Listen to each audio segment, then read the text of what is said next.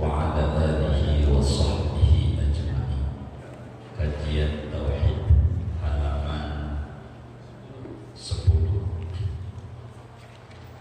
atas Kaifal i'tiqadu bi iradatillahi ta'ala. Di tengah bagaimana meyakini dengan sifat iradatnya Allah. Huwa anna taqida anna Allah subhanahu wa ta'ala mawsufun bil iradati, yaitu bahwa kita meyakini sesungguhnya Allah subhanahu wa ta'ala yaitu disifati dengan iradat. Wa annahu muridun, dan bahwa Allah itu berkehendak. La yaqa'u syai'un illa bi iradati, tidak terjadi sesuatu kecuali dengan kehendaknya.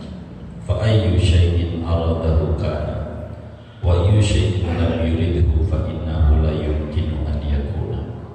Maka apapun yang Allah kehendaki pasti terjadi, dan apapun yang Allah tidak kehendaki maka sesungguhnya itu tidak akan mungkin terjadi. Wallahu a'lam bishawab. Saudara-saudara sekalian, malam hari ini kita di Al-Muflihun Karangtengah ini kajian tentang sifat iradatnya Allah. Iradat bahasa Arab, bahasa Indonesianya berkehendak. Allah berkehendak. Berkehendak itu bahasa Indonesianya menentukan. Allah bersifat menentukan. Menentukan itu bahasa lainnya menetapkan. Allah subhanahu wa ta'ala bersifat menetapkan. Menetapkan kaya, menetapkan miskin, menetapkan hidup, menetapkan mati, menetapkan lahir, menetapkan tidak lahir, menetapkan untung, menetapkan rugi, menetapkan sehat, menetapkan sakit, menetapkan tertular corona, menetapkan tidak tertular corona. Allah bersifat iradat. Ketika ada yang bertanya kepada kita, bagaimana cara kita mengimani Allah itu punya sifat namanya iradat? Ketika ditanya begitu, maka cara jawabnya, Allah subhanahu wa ta'ala itu harus tertanam di dalam hati sanubari keyakinan kuat bahwa Allah bersifat iradat, berkehendak, menentukan, menetapkan. Tidak akan terjadi di jagat raya ini apapun saja kecuali yang terjadi adalah ketetapan Allah. Hari ini dagang kita untung bukan karena cerdas otak kita, karena Allah tetapkan kita untung. Hari ini dagang rugi bukan karena kita tidak cerdas, tapi karena Allah tetapkan rugi, disuruh sabar dan berikhtiar. Apapun yang Allah tetapkan terjadi, suka atau tidak suka. Apapun yang Allah tidak tetapkan tidak bakalan terjadi, dimaui atau tidak dimaui. Sebab dalam Al-Quran Allah subhanahu wa ta'ala menyatakan fa'alun lima yurid. Allah memperbuat apa yang Dia kehendaki. Apa saja. Makanya muslim disuruh akhlak dalam Al-Quran, qul la yusibana illa ma kataballahu lana. Tidak akan menimpa kepada kita kecuali apa yang Allah telah gariskan kepada kita. Sampai malam ini kita ngaji karena sudah ada ketetapan Allah sebelum kita lahir bahwa ini malam kita ngaji. Itu ada. Dan kita tidak bisa tahu ketetapan Allah kecuali sesudah terwujud. Sehingga cara muslim memahami iradat Allah, maksimalkan dalam ikhtiar, maksimalkan dalam usaha. Jangan bicara takdir dan ketetapan Allah, meski iradat Allah lebih dulu dari ikhtiar kita. Kita besok untung apa rugi udah ditetepin sebelum kita lahir. Udah, Allah udah tahu besok umpama kita untung kita rugi. Cuman karena kita hamba tak tahu ketetapan itu, maka wajib kita ikhtiar. Ikhtiar itu adalah implementasi keyakinan Allah bersifat iradah. Tidak boleh kita berpangku tangan nungguin takdir. Contoh, ada orang di Karangtengah ini pengen dapat ikan, tidur mulu sama wirid di masjid. Kira-kira dapat ikan nggak? Kenapa? Enggak ikhtiar. Maka orang yang mancing tuh guru saya. Saya ini banyak ngaji sama orang yang mancing. Saya demen kalau di antara yang ngaji ini hobinya mancing, saya doain biar rezekinya luas. Sebab itu yang mancing guru saya. Saya ini banyak ngaji sama yang mancing. Orang yang mancing tuh enggak yakin dapat ikan. Yakin enggak? Hah? Yakin gak dapet ikan? Yakin. Yakin? Enggak yakin. Belum tentu dapat. Kalau biar yakin biar gampang memahami. Orang mancing tuh pasti dapet ikan gak sih? Saya tanya lagi biar gampang pahamnya. Orang mancing tuh pasti dapet ikan gak? Oh iya. Yakin dapet ikan gak? Kan enggak pasti, yakin tuh pasti. Bahasa lainnya.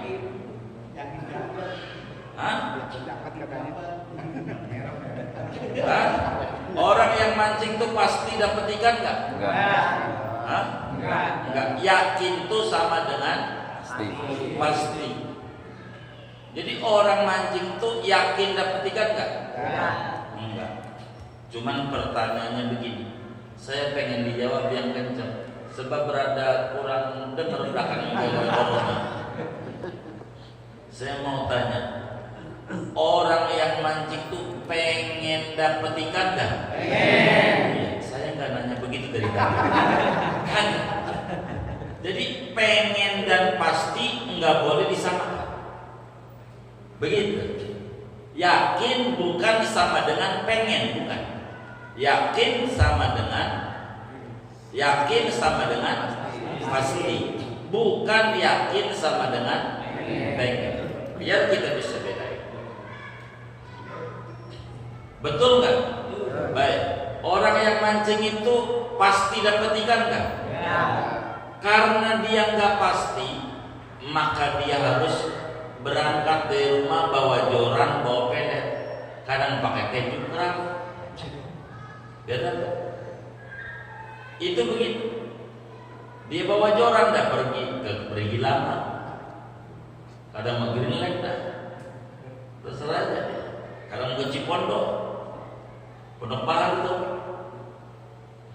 Ada yang ke Paru. Itu dia berangkat. Sebetulnya dia tidak yakin dapat. Cuman prosedur dapat ini. Kata yang mancing. Maka dia berangkat. Ternyata dia dapat. emang ketetapan Allah dia dapat. Ternyata nggak dapat, emang ketetapan Allah nggak dapat. Cuman berangkatnya ini ada ganjaran, namanya ikhtiar. Jadi orang yang mancing itu pasti dapat ikan nggak? Enggak. Ada orang kagak berangkat mancing, tinggal aja di Muflihun. Lah yang mancing aja belum pasti, mendingan saya tidur di masjid aja. Dapat ikan nggak? Dapat ikan nggak? Orang benar, orang salah tuh nggak boleh begitu. Salahnya di mana? Kagak ikhtiar. Itulah makanya saya tuh paling demen banget sama orang mancing. Demen banget beneran. Guru saya. Ini kita yang ngaji nih pasti masuk surga enggak?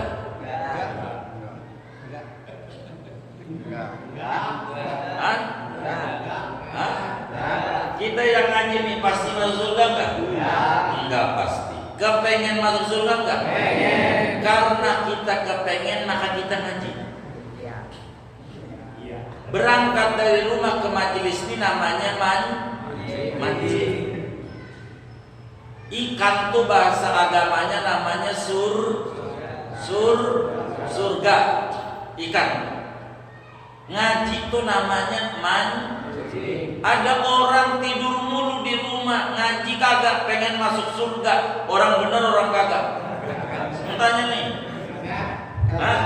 Bener apa kagak? Di mana kagak benernya? Kagak ikhtiar. Makanya orang mancing guru saya. Ada orang di rumah aja ngaji kagak, apa kagak, ibadah kagak, pengen masuk surga. Surga dari mana? Dia nggak ngaji orang mancing. Orang kudu berangkat ke Parung. Itu namanya berangkat ke majelis taklim. Dapat ikan namanya lah percuma aja ngaji aja belum tentu masuk surga. Oh iya juga ya, ngaji aja belum tentu dapat. Mendingan nggak ngaji aja ya. Orang benar orang salah deh. Salah. Itu sama. Waktu mau berangkat ke Perigilaman mau ngapain Pak? Mancing. Belum tentu dapat. Iya juga ya belum dapat. Mendingan saya tidur di masjid aja. Ya tambah kagak dapat. Kagak ikhtiar. Namanya nggak paham irodah. Maka kita ngaji malam ini di Muflihun dalam rangka mancing biar dapat surga. Begitu. Ada orang di rumah aja ngaji kagak pengen masuk surga, ngimpi. Mancing kagak pengen dapat ikan. Rumus dari mana? Maka orang yang mancing guru saya. Dia ngajarin betapa penting berikhtiar untuk mengetahui iradah Allah yang kita yakini. Ngaji dalam rangka pengen mengetahui iradat Allah. Itu begitu. Prosedurnya begitu. Oleh karena itu kita perlu yakin Allah itu Maha menetapkan. Kaya ketetapan Allah, miskin ketetapan Allah, salah tidak ada yang salah sebab ketetapan Allah mutlak absolut bagus semuanya. Kaya bagus, miskin bagus, semuanya bagus. Wong perbuatan Allah Tuhan yang maha baik, semuanya baik. Cuman kalau kita disuruh pilih, kira-kira milih kaya, milih miskin. Ini jujur nih, milih kaya, milih miskin. Jadi pengen kaya, pengen miskin. Pengen kaya. Makalah kita sholat duha namanya mancing biar dapat kaya. Sholat duha. Kita lah baca ratib haddad namanya mancing rezeki biar Allah kasih kaya. Kita baca waqiah namanya mancing rezeki biar kita kaya. Kita lah tahajud, namanya mancing rezeki, biar kita dikasih kaya. Betul nggak? Nah, pertanyaannya dengan kita sholat duha, baca waqiah, baca ratib, kadang baca sholawat, pertanyaannya udah kaya belum? Yang jujur nih, udah kaya belum? Belum. Baik. Belum. Baik. Kita minta kaya, dikasihnya miskin. Ada jalur alternatif. Mintanya miskin, biar dikasih kaya. Cuma takut maju.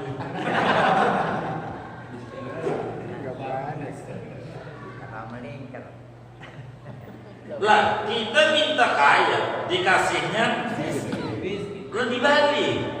Kita minta biar dikasih cuma takut manja.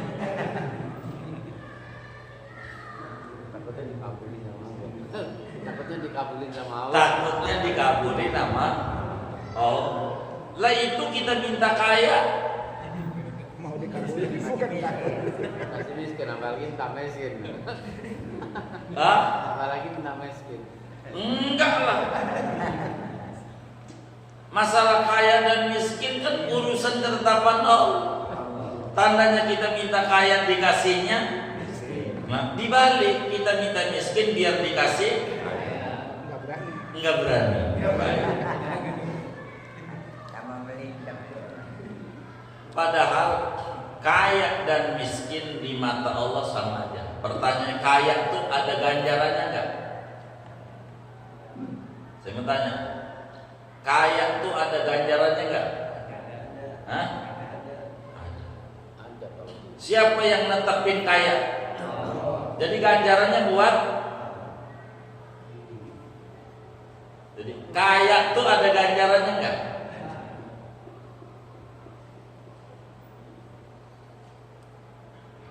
Halo, ini bisa disuguhin. Kaya tuh ada ganjarannya enggak? Kan saya kasih tanya nih biar gampang jawabnya. Sebab kalau nggak dijawab saya bakal muter nanya itu lagi. Sebab biar paham saya mau orangnya begitu. Kalau nggak paham saya nggak bakalan pulang kerjaan saya. Ngaji, apa yang ngaji tahu? A, kaya, B, miskin. Tinggal jawab. Kaya ada ganjaran, B tidak ada. Tinggal jawab doang. Kaya itu ada ganjarannya atau tidak? Ini cek diam nggak ada. Iya, jangan takut salah, jangan. Sebab saya nungguinnya lama. Kalau pengen nggak ditanya ngajinya tasawuf beneran. Kalau ngaji tauhid kudu duduk karena ini pengen kaya. Kalau diam pengen miskin, ngeri diijabah sama disalim manjur. Jadi kaya itu ada ganjarannya atau tidak? Ada. Yang netepin kaya Allah. Ganjarannya buat kita. Tuh. Makanya saya tanya, kaya itu ada ganjarannya atau tidak? Hah? Tidak ada. Tidak ada. Begitu jangan susah-susah. Lama saya nungguinnya. Saya tuh kasih pilihan tuh biar cepat jawabnya. Kalau yang ini nggak masuk, jangan dipaksa.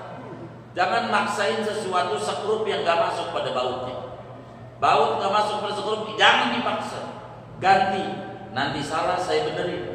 Sebab kalau diam kami sulit mengukur tingkat daya nalarnya. Karena kita ngajinya tauhid, harus paham. Nggak boleh puyeng. Di rumah domelin ini, di masjid domelin guru, ketika kena ngaji dah. Begitu nantinya. Jadi kita harus paham ini. Jadi kaya itu ada ganjarannya atau tidak? Kenapa tidak ada? Karena ketetapan Allah. Kaya itu ada dosanya enggak? Enggak ada. Kenapa? Karena ketetapan Allah. Pertanyaan selanjutnya, miskin ada ganjarannya enggak? Hah? Enggak ada. Kenapa? Karena ketetapan Allah. Miskin ada dosanya enggak? Kenapa? Karena ketetapan Allah. Berarti kalau mau paham bukan di kaya, bukan di miskin. Kenapa kita minta kaya? Karena kita tidak paham. Dianggap kaya ada ganjarannya? Enggak ada. Sebagaimana kaya enggak ada dosa? Enggak ada. Sebagaimana miskin enggak ada ganjaran dosa. Dosanya di mana? Ganjarannya di mana? Di reaksi dari ketetapan Allah. Kalau kita dikasih kaya lalu kita berbagi, disitulah ada ganjaran. Bukan dari kayanya. Dari mana? Berbaginya. Kita kaya, pelit, sombong, bukan dari kayanya, dosanya dari sombongnya. Miskin, mengeluh, dapat dosa dari mana? Dari mengeluhnya. Miskin qanaah, merasa puas dengan apa yang Allah beri. Ada ganjaran. Ganjarannya dari reaksi mensikapi miskin. Maka sebetulnya kalau dia paham, bukan minta kaya, minta akhlak mulia. Kalau akhlaknya mulia, miskin tak mengeluh, kaya tak sombong. Itulah orang mulia. Dia tidak mau pikirin ketetapan Allah. Yang dipikirin apa yang dia bisa lakukan dari kemauan dan keinginan yang Allah beri pada diri. Di sana ada ganjaran dan di sana ada dosa. Pertanyaan selanjutnya, sehat ada ganjarannya enggak? Hah? Kenapa? Ketetapan Allah. Sakit ada ganjarannya enggak? Ada dosanya enggak? Enggak ada dosa, enggak ada ganjaran sakit sehat. Reaksi sakit bagaimana? Reaksi sehat bagaimana? Di sana ada ganjaran, ada dosa. Corona ada ganjarannya enggak? Enggak ada. Ada dosanya? Kagak ada. Cara mensikapi corona inilah yang bakal memunculkan ganjaran, bakal memunculkan dosa. Rumahnya 500 meter menuju masjid setengah kilo. Sampai pintu masjid tepok jidat, ya ampun, apa enggak? Masker ketinggalan. Masjid gudang penyakit. Dosa ganjaran? Nah, itulah dosanya di sana. Pemikirannya. Jadi bukan pada ketetapan Allah. Jadi kita jangan bicara ketetapan Allah, bicara reaksi kita mensikapi ketetapan Allah. Kenapa orang Kristen masuk neraka selama-lamanya? Kelak, sebab orang Kristen reaksi yang muncul, saya akan bertahan dengan kekristenan saya sampai mati. 1000 tahun sampai 1000 tahun, 2000 tahun sampai 2000 tahun, karena dia mempertahankan kesesatan. Itulah yang menyebabkan dia di neraka selama. Kenapa orang mukmin di surga selama-lamanya? Sebab dia bertahan dalam keimanan. 1000 tahun, jangan 1000 tahun, kapan aja saya akan bertahan dengan keimanannya. Karena itu balasannya selama-lamanya di surga. Dari reaksi yang muncul. Maka jangan mengandalkan otak. Berapa banyak orang yang sekolah tidak lulus, rezekinya banyak. Orang Madura tinggal jual besi tua-tua doang, kaya, mobilnya banyak. Ada orang tinggi, biasa aja, kadang dia ke kampus pakai bajai. Itu biasa. Masalah kaya dan miskin gak ada hubungan dengan ijazah. Hubungannya dengan ketetapan Allah. Kalau hubungannya dengan ijazah udah lama, kebo udah mati dari dulu kagak makan, uang SD aja kagak lulus, bener nggak? Jadi kita jangan pesimis hidup ini, jangan. Ya gua tinggal di Karang Tengah, kalau Karang Pinggir mendingan ya tengah. Nggak usah bingung. Ada Allah, optimis hidup.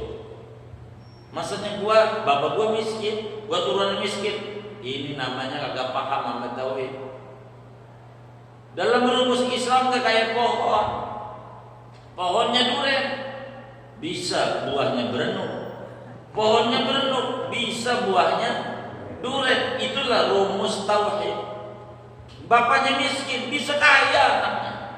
Bapaknya kaya, bisa keren anaknya. Bapaknya kiai, bisa bajingan anaknya. Bapaknya bajingan, anaknya kiai, bisa. Jangan pesimis, karena Allah Maha menetapkan. Mantap hidup. Jangan so susah. Ayam aja mantap. Ya Allah, anaknya 8. Mana lakinya si boy kagak open, si boy mikirin babon lagi. 8 kecil-kecil, ijazah nggak punya, kantor tempat kerja nggak ada, kontrakan orang punya, dagang cupak kagak. Ayam hidup anaknya 8, bisa gede-gede. Masa kita ada akal, ada hati, ada Allah, bingung bikin hidup. Ini bermasalah pada tauhid. Maka kita ngaji itu tauhid dulu, biar mantap hidup ini, biar mantap. Jadi kita bukan bingung-bingung lagi. Imam Ali bin Abi Thalib ada wabah, jalan aja. Imam Ali ada wabah, merata di mana-mana, jalan-jalan aja. Ali juga takut. Wah, saya punya vaksin, jadi sehingga saya tak tertular. Apa vaksinnya? Ajal saya. Kata Imam Ali, ajal saya. Hisni ajali, bentengku ajal. Mati tidak bersyarat tua, muda juga mati, baik mati.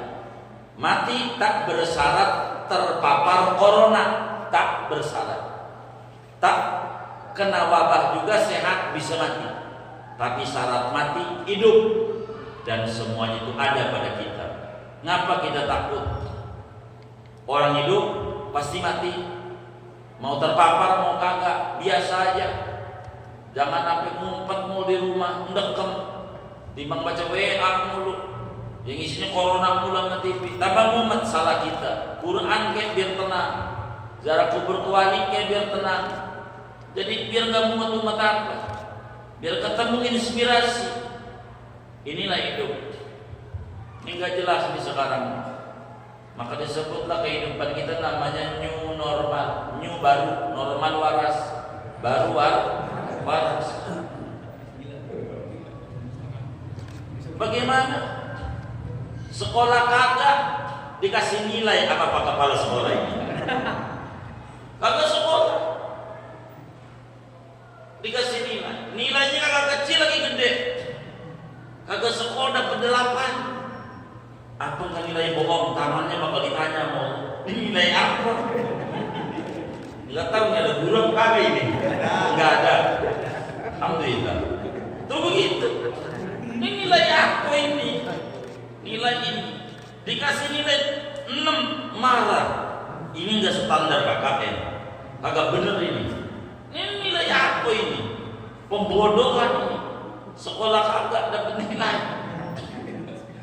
Lebih parah yang kemarin lulus, kagak ujian lulus. Rumus dari mana? Lulus semua. Ini bagaimana itu ajaran kayak begitu? Kagak belajar dapat nilai. Nilai apa ini? Enggak, masalahnya kalau mereka sini, saya bisa dipecat nih. Ya udah karena takut, ya udahlah, Allah Maha tahu dah. Jadi bagaimana ini? Enggak kayak begitu-begitu amat cara penanganannya. Jangan dilumpuhkan semuanya, jangan. Ketetapan Allah tuh enggak kayak gitu-gitu amat. Jadi kita harus paham. Ini PSBB diperpanjang, penyakit diperpanjang. Enggak minta biar cepat selesai. Bilang aja berani. Habis, jangan diterus. Sampai kapan? Semuanya bergerak dari hati nurani, jujur aja dah, habis sudah. Mau apa? Yang jadi yang galak-galak, jadi puyeng. Ditemukan vaksin, tidak ada yang mati.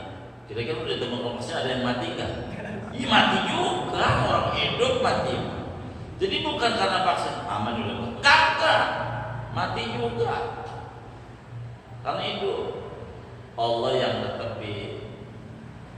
Masa iya nih kita di masjid kayak begini nih, Allah buta. Jadi sehingga kita duduk di masjid ngaji tentang tauhid, ketetapan Allah, lalu Allahnya buta kagak lihat di masjid, kumpul-kumpul, sholat rapat, ini ketular karena Allahnya orang ada di masjid. Tapi waktu naik ojek ada Allahnya, waktu mancing ada Allah, di pasar ada Allah, di masjid orang ada, rusak tauhidnya. Lah naik motor rapat di masjid renggang, pulang rapat lagi. Mau bagaimana? Tauhidnya, ini yang ditanya tauhidnya.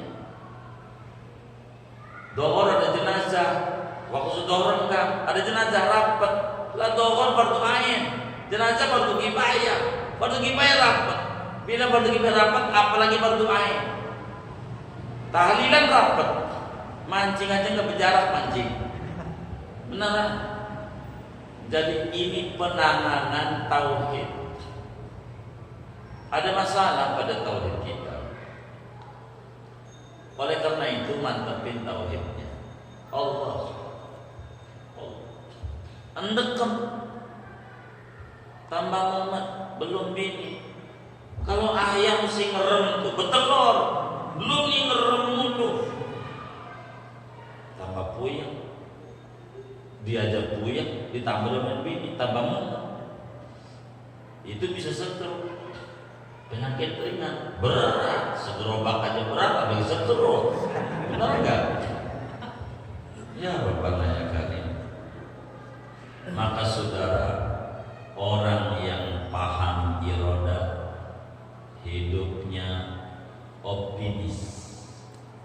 Orang yang paham iroda, hidupnya tak apatis, terus berikhtiar dengan segenap tenaga dan kemampuan yang Allah berikan kepadanya. Kenapa mengeluh dosa? Sebab mengeluh pakai akal dan pikiran. Akal dan pikiran nikmat Allah, maka nikmat Allah digunakan untuk mendurhakai Allah. Itulah dosa. Diputar aja otak tuh, biar jangan ngeluh.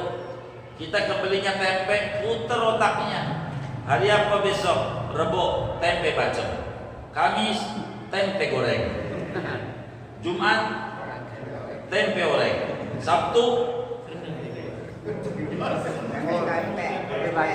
tempe bacem. Ya begitulah, enggak bosan. Jadi bagaimana muter otak? Orang tua kita dulu begitu. Karena akalnya hebat, anaknya bilang, "Mak, kayak tetangga apa? Beli roti Belanda, namanya Holland Bakery. Baik, besok orang dulu hebat tauhid. Besok, sampai besok kagak punya duit, ke belakang cabut singkong, kukus, taruh di tutup saji. Mana rotinya Mak? Itu di meja dinding. Kok kayak petasan ada sumbunya? Roti sumbu, roti sumbu, roti juga. Itu orang dulu, bener nggak? Tuh begitu, roti sumbu, sama roti juga. Cuma bedanya itu mau roti Belanda, ini mau roti sumbu, sama-sama. Tuh orang dulu nggak ngomong singkong, roti sumbu, bahasa itu. Udah 3 hari anaknya ngumpet, "Mak, makan singkong mulu, budek nih. Kata maknya, "Baik, mulai besok kita tak makan singkong." Orang dulu, anaknya tenang. Tuh hebat itu loh otaknya, hebat. maka dia besok nggak dapat duit, apalagi ya ke belakang lagi, cabut lagi. Begitu langsung dipotong kecil, kukus. Keluar itu apa namanya kelapa. Anak tanya, makan singkong lah kagak. Apaan itu di meja makan? Apa ini mak? Gensot. Namanya apa? Ya yang dipotong kecil tuh. Apa namanya? Gensot. Kata anaknya, enak juga mah itu dia. Enak apalagi kasih gula pasir. Kata maknya. Terus saja orang tua tuh hebat. Akalnya jalan, percaya mirda. 3 hari lah anaknya gensot mulu budek mah, besok nggak bakal makan gensot. Orang dulu puter lagi nyari duit nggak dapet, ke belakang rumah lagi cabut lagi, kukus, tumbuk kecil-kecil tumbuk sampai lembut, kasih kelapa, anaknya makan gensot, kagak. Apaan itu lihat meja makan, apa ini mah getuk. Jadi akal itu lo cakep. Ini paham iroda. Kita tuh jangan dipatahin anak, jangan dipatahin. Ini main game, gamenya sini, jangan. Berapa menit? Ini udah jam 9 kurang seperempat. Di jarum berapa? Itu begitu jangan. Namanya ilmu komunikasi. Ini dia irodat. Jadi agar supaya kita tidak jadi bingung dalam hidup. Bingung. Kenapa anak kita main game? Salah anak kita? Kagak. Salah zaman, jangan nyalain zaman. Zaman nggak pernah dia nyalain kita. Jangan. Salah siapa? Salah kita. Di mana salahnya? Anak kita berisik nangis mulu nih pakai handphone. Yang penting orang tuanya tenang. Akhirnya doyan. Salah dia dididik. Ada nggak orang tua mulai begitu tuh? Kan kita orang tuanya, benar nggak? Ini salah kita. Masa salah anak? Nggak bisa, nggak benar. Maka irodat itu harus betul-betul terjadi. Maka orang yang paham irodat akan memaksimalkan segala daya upaya yang dia punya untuk mengharapkan ridhonya Allah Subhanahu wa ta'ala. Oleh karena itu, orang yang paham irodat hidupnya tenang. Kayak corona begini makin nikmat bagi orang yang paham irodat. Benar? Gimana makin tenang? Kemarin lupa sama Allah, ngandelin kekuatan otak, ngandelin kekuatan duit. Sekarang ambruk semuanya. Apa yang kuat? Kita bakal ngomong, Tuhan, saya ini hamba lemah, Kau yang maha menentukan. Kepada siapa lagi orang lemah mengadu kalau bukan kepadamu? Maka kita makin intim sama Allah. Bagus. Mengerti? Makin dekat sama Allah. Kita jarang ngumpul sama anak, sama bini. Pas corona lockdown ngumpul. Tahulah kita bini kita pegelnya ngajarin anak kita. Tadinya kita ya Allah doa jadi ibu, ya Allah kita tetap melakukan anak kita. Ya Allah doli bengal, kasihan sama mak lu, jangan bengal kayak begitu. Sampai dia ngadu, ya Allah apalagi dosa saya ini ya Allah. Anak saya sudah tahajud, jangan ditahajudnya. Itu gambaran kita waktu kecil. Kalau kita waktu kecil kayak begitu, ya Allah tanya deh sama nenek kita yang tahu kita kecilnya. Bagaimana nih waktu saya kecil? Iya rupanya Karim lu lebih parah dari aku. Sekarang aja lu udah ngaji, udah kerja, udah sholat, udah ini. Ya Allah kecilnya, aduh ampun banget. Tanya aja kalau nggak percaya, anak kita masih lebih baik dari kita. Sekarang aja kita udah agak mendingan dah. Betul nggak kira-kira? Iya kayak begitu lah, jangan nyalain anak mulu, salah kita. Tobat kita Allah. Tangis ya Allah, anak kita jiwanya sama Allah. Ada anjing mau ke masjid, mau ke rehon, ganggu kita. Jangan urusin anjing, capek. Laporin sama yang punya. Bang, anjingmu ini loh ganggu saya ke masjid, tolonglah diikat. Begitulah kita mau Allah anak kita bengal, tangis ya Allah malam bangun. Jangan ngorok mulu, ya Allah ini hamba-Mu loh yang dititipin nama saya ini. Tolonglah kasih hidayah. Itu mah cerita lagi tetangga, aduh anak saya bengal banget. Doa kagak mau. Ada nggak orang tua begitu tuh? Ini kagak paham iroda. Minta Allah. Dalam hikam dijelaskan mata auhasaka min khalqi. Fa'lam annahu yuridu an yaftaha laka babal unsibi. Bila Anda dibuat pusing sama kelakuan anak, kelakuan bini, ngadep sama Allah. Sebab Allah rindu pengen kita ngadu sama Dia. Ngadu sama Dia. Jangan gak ngadu. Mau ngapain kita? Sampai malam masih nonton TV, isinya corona lagi. Sama umat, sama Allah. Bagi orang yang dekat sama Allah, tak mengenal. Mau ada musibah, mau kagak, orang yang dicari ganjaran. Musibah saya sabar, di sana ada ganjaran. Enggak ada musibah, tenang dia syukur, di sana ada ganjaran. Maka hidup kita mantap dengan ketetapan Allah. Jangan rusak apa yang terjadi semuanya ketetapan Allah. Ambil hikmah. Kata Imam Ibnu Athaillah dalam hikamnya, al-ata'u minal khalqi hirman. Pemberian daripada makhluk itu kehambaan. Tapi wal man'u minal haqqi ataupun ketiadaan memberi kalau dari Allah sebetulnya pemberian yang lebih baik daripada yang diminta. Kadang kita minta duit, Allah tahu dah kelakuan kita. Kalau di malam duit kita banyak banget, mungkin masih di Bali liburan. Untung duit kita dikit, daripada di rumah diomelin bini mulu, mendingan ngaji. Betul kan? Udah nikmati aja hidup. Jangan kita pusing-pusing ini. Ini saya pengen jangan sampai ngangguk-ngangguk di masjid sampai di rumah puyeng lagi. Ini kudu nempel di ilmu. Insya Allah mantap. Irodat ini kudu mantap. Saya mau menutup bahasan ini dengan apa yang ada dalam kitab Zabur. Kata Allah dalam kitab Zabur, anta turid wa ana urid wa la yakunu ila ma urid in fa'alta ma urid a'taituka ma turid. Kata Allah, Anda punya keinginan, saya juga punya irodat, keinginan. Dan tidak bakalan terjadi di semesta ini kecuali keinginanku. Tapi aku janji, kalau kau kerjain yang ku pengeni, akan ku beri yang kamu pengeni. Kalau kau kerjakan yang aku pengeni, ku beri yang kamu pengeni.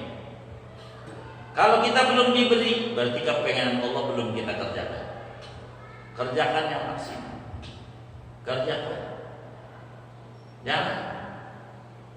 Hidup tidak perlu diratapi. Keluhan tak ada manfaatnya. Meski sedikit melegakan perasaan, tapi jujur tak merubah keadaan. Syukuri apa yang ada. Nanti Allah bakal beri apa-apa yang belum ada. Syukuri dulu. Alhamdulillah, walaupun kita miskin, bini kita nurut. Ya Allah, teman kita duitnya banyak, bininya sudah diatur, pegel dia, sampai berantem, cerai aja. Itu nurut. Itu juga nikmat dari Allah. Alhamdulillah anak kita baik.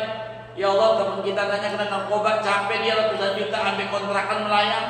Alhamdulillah anak kita nurut. Apa itu kan nikmat juga dari Allah. Lalu sampai kapan kita jelek-jelekin Allah? Kayak kita orang paling benarnya aja. Ini adalah tidak paham tentang irodah. Oleh karena itu, bagi orang yang mengaji irodah, kudu jangan banyak menyalahkan Tuhan, tapi salahkan diri sendiri yang kurang mengerti tentang alur Tuhan. Kadang kelihatannya berliku, tapi isinya nikmat dari Allah. Banyak nikmat dari Allah. Kalau kita mau sadari, ini malam hari ini aja 70 juta mau Allah udah kasih sama kita. Ini malam ini. Berapa banyak orang di malam ada di ICU. Termurahnya di Sari Asia aja ada 5 juta, kali aja 14 hari. 5 kali 14 berapa tuh? Kan 70 juta kayaknya. Benar nggak? Kan kita nggak dikasih sakit kayak dia, kasih sehat. Apa nggak itu nikmat juga? Masa kita lupakan kebaikan Allah? Mata kita dua. Jangan kita mengambil sesuatu yang negatif. Ambil husnudon yang positif. Kalau ada teman kita posting di Facebook tentang dia lulus, dagangnya untung, nih pamer nih, jangan ambil. Saya turut berbahagia, Anda sukses. Kalau ada orang tulis di Facebook sedih, kita ikut prihatin. Jangan ini cari perhatian. Capek kita. Yang kayak begitu, capek. Pegel. Maka kita jalanin apa yang kita bisa. Biar hidup kita tenang. Mau apa dilamunin? Tapi masalahnya mau pensiun ini. Ya Allah, dulu juga gak kerja, bapak kita tenang aja. Kita bingung. Kayak kita dengan pensiun kita mati, berarti Tuhan kita kantor, bukan Allah. Begitu. Ini dirumahin masalahnya corona, kayak bakal mati aja. Mati mah bukan karena dirumahin. Yang kerja juga mati. Mati masalahnya hidup. Jadi tenang aja. Jangan dipuyang-puyangin hidup. Kalau di akhirat nanti masuk surga, alhamdulillah. Tapi kalau di akhirat masuk neraka, di dunia puyang, di akhirat puyang. Silakan 12. Lah orang kafir enak, nggak sholat, nggak ngaji. Kenapa? Andai masuk neraka masih mending, di dunia udah seneng, tinggal di komplek gede. Lah kita di dunia sengsara, ngontrak di dalam banget, nggak ibadah, nggak sholat, nggak ngaji, nggak paham tentang iradah, rugi kita. Maka hidup kita kudu bahagia. Hidup membebani kita, tidak. Hidup bukan beban, karena hidup bukan muatan. Hidup adalah anugerah. Cuman sudut pandang kita yang keliru mensikapi iradah Allah, itu yang mengakibatkan hidup ini terasa menghimpit kita. Padahal belum pernah gencet kita hidup, justru membuka cakrawala kita. Betapa banyak di luar sana yang lebih sengsara dibanding kita, tapi tak mengeluh. Enggak kayak kita, ngeluh melulu. Ini karena kita belum paham tentang Allah. Moga-moga dengan ngaji sifat iradah Allah buka mata kalbu kita. Allah jadikan kita orang yang pandai bersyukur kala diberikan nikmat oleh Allah, dan pandai bersabar kala mendapatkan ujian dari Allah. Karena sabar dan syukur adalah dua sayap ibarat burung sehingga bisa terbang tinggi. Sabar dan syukur adalah dua sayap bagi muslim bertauhid yang dia mendapatkan derajat yang tinggi di mata Allah. Mudah-mudahan dengan ngaji tauhid kita diberi oleh Allah kesehatan, sehat iman kita, sehat badan kita, sehat kalbu kita, sehat keluarga kita, sehat anak menantu cucu kita, sehat keuangan kita, sehat perusahaan dan dagangan kita, sehat perusahaan di mana kita